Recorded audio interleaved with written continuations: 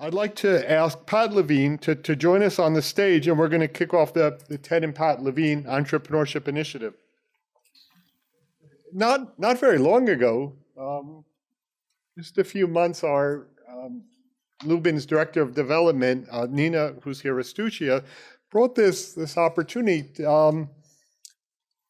Ted and Pat, as you see, are successful in business, and we're looking for something to do to share that success and what they've done with students, and looked at a number of different schools. And Ted is not an alum of Pace University, he's an alum of Cornell, and we're very fortunate that he came across Pace.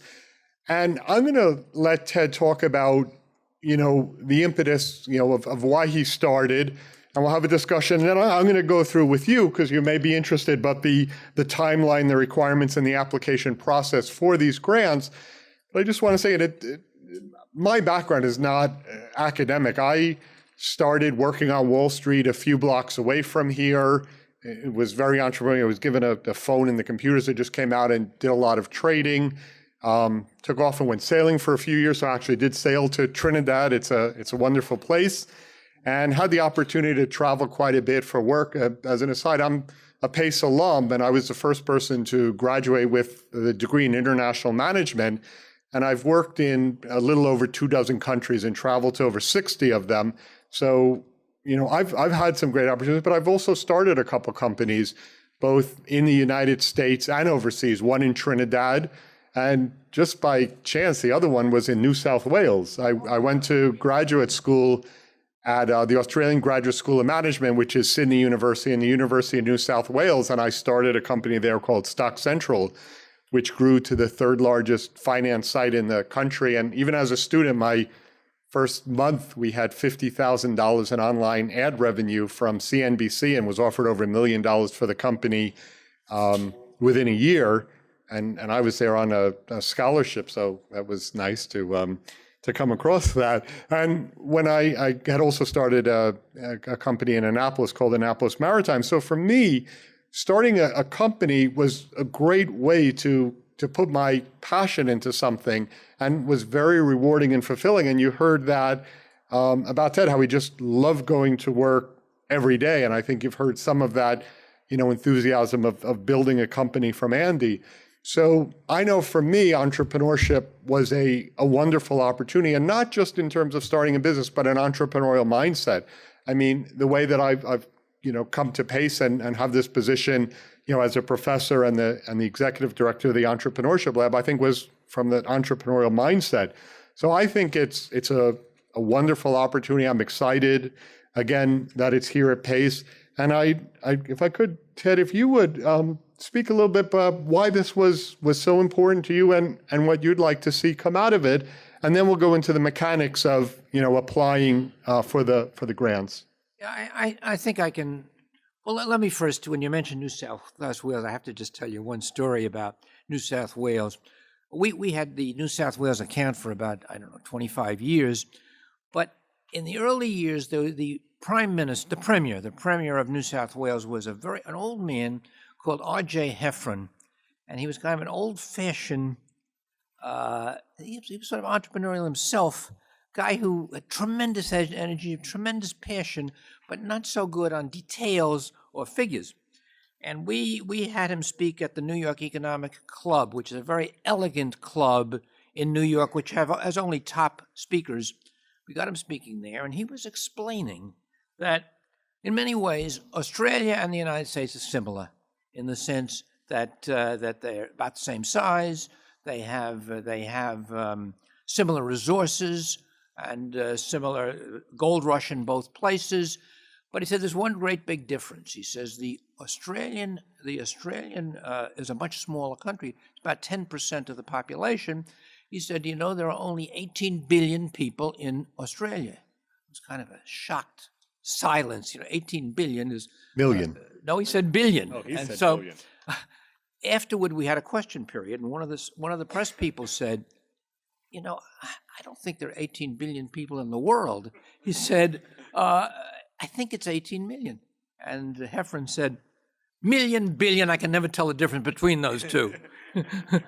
That's sort of an Australian type politician. When you talked about the starting a business, I think one of the big things to me was really my experience in Puerto Rico. And I'll be very honest about it. When I started with Puerto Rico, it was very much of the spirit, and I don't know how many of you have read about the New Deal, but the first 100 days of the New Deal, when President Franklin Delano Roosevelt came into power, were tremendously exciting. And that was the feeling I had when I was first with Puerto Rico. But as time went on, it began to get more and more bureaucratic, more and more overstaffed, and I was in a position where I really wanted to do as good a job as I could for this underdeveloped island that was part of the American economy. And I was getting in everybody else's hair because I was trying to do far too much, and they were trying to build a big staff, a big budget, and I became very cynical about it, and I really wanted to be on my own. I didn't want to have endless rules and endless complications. I'll just mention one other point about that, because one of the great things about being an entrepreneur is you're on your own. I'll mention one of the challenges that I had when we started, and it was interesting to me. I started the firm, and suddenly I got a letter from the Department of Justice in Washington.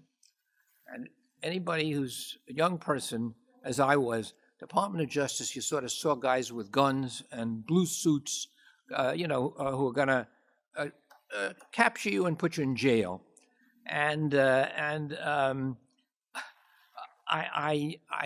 We had this form that was sent to us, about 14 pages, to fill in terms of every single foreign client we had. That's still true. It's called the Foreign Agents Registration Act. And I looked at that damn thing, and I figured I can do nothing but fill in that form.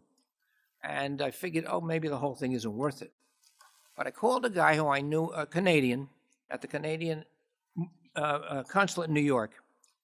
And I said to him, I'm thinking of stopping this whole thing, at least as far as foreign countries are concerned, because it's so damn complicated. He said, let me tell you something, Ted. He said, what you do is what they do is they look at every single line and to see that if you filled in something, but what you fill in doesn't make a damn bit of difference. You just have to fill in every line in the 14 pages. And he said the key words are does not apply. So we filled in the few things that did apply, and then we put in does not apply in all the other places. And for a couple of years, that's the way we filled in that form. It wasn't the great challenge that I really had thought it was going to be. But you're on your own, and that's just a marvelous feeling. You make your own mistakes. You learn what you are doing, and you're making a contribution. Once you start hiring people, that's a very exciting thing. It's not only, as Andy says, I think it's an art. You have to do it very carefully. But it's very satisfying to see people come in and you realize, gee, you are responsible for the hiring of people. In the United States, small business is still the heart of our country. And boy, somebody's going to have to get into it because it's not doing very well. It needs a whole bunch of entrepreneurs like the people in this room. Thank you. So, that when we spoke earlier, that kind of patriotism, I think is very genuine. I'm actually going to London tomorrow to speak at a conference, and one of the things that I'll be speaking on in a couple workshops actually is New York City's entrepreneurial ecosystem. And there's going to be like 250 university entrepreneurship centers from around the world. And a lot of people look to the U.S. and the entrepreneurial spirit we have here. In China with all their growth, they keep asking themselves, when are we going to get a Steve Jobs? Japan, where I had gone to school before transferring from Pace, they were a great economy, but they don't have an entrepreneurial economy. And for the last 2 decades, they've been in a recession.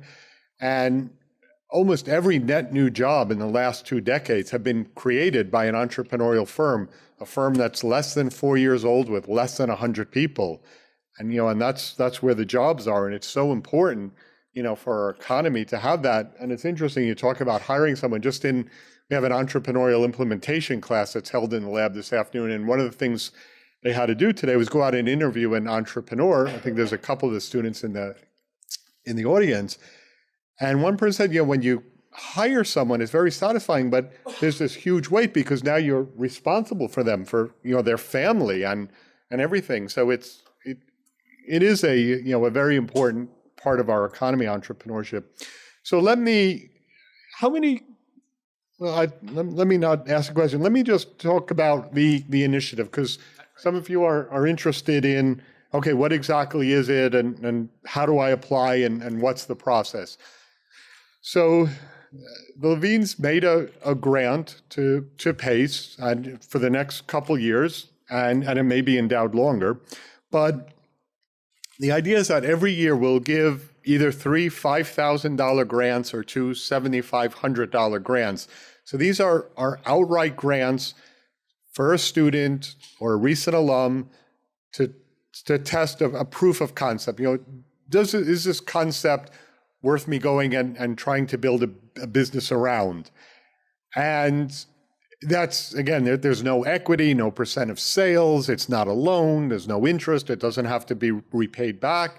It's just a grant. And the money is not for your own marketing, like to have parties to see who's interested. It's to get the equipment and supplies that you need for the business. And the Entrepreneurship Lab will help manage that procurement process. But let me just quickly say what the timeline is. So today is the kickoff of it. If you want to see all this information, you could take copious notes, or you could just go to pace.edu/Levine. Very easy to remember, pace.edu/Levine. And so today's the kickoff. The deadline to apply is October 20th. So there's a few weeks. And then on November 10th, we'll announce the finalists. Then on December 15th, there will be an announcement of who the award winner is. And then from January, the following semester, the project plan and implementation review will begin, and then it will be a year-long process. And the following year, we'll have the same process again. So as far as the application, you'll see everything's online. If you go to pace.edu/Levine, it'll have all the requirements. But let me just say what those requirements are. So one is you're either a Pace student or a recent alum. You've graduated within the last 2 years. Register as an eLab student associate, which will take 5 minutes. Again, the Entrepreneurship Lab is just a block away at 163 William Street. It's not supposed to be like a library open to anyone who pops in, but it's not some kind of exclusive club. We just want you to register so we know more about you and how we could better serve you and match you up with other people that have similar interests. And then you have to do just one of two other things, either be enrolled in one of the entrepreneurship classes or have taken it. And that's at the undergraduate or graduate level. They have the same title: Venture Initiation and Entrepreneurship, Small Business Management, Entrepreneurial Implementation, or the Business Plan Development class.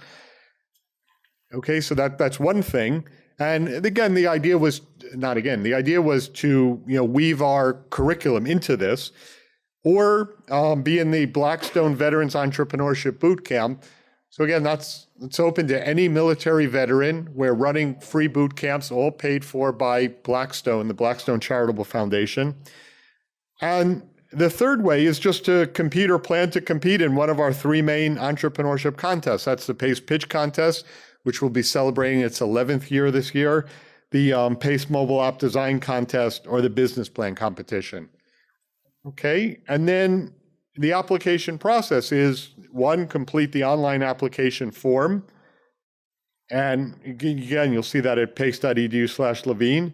And then we just ask for 4 documents. That's a 1-page executive summary, a detailed proof of concept, including a preliminary budget and some general milestones, a biography, just a brief biography, a couple hundred words on you, and a letter of recommendation. And then if you get to one of those finalists, we'll probably pick, depending on the application pool, like 3 to 5 finalists, and then narrow it down to a couple of winners.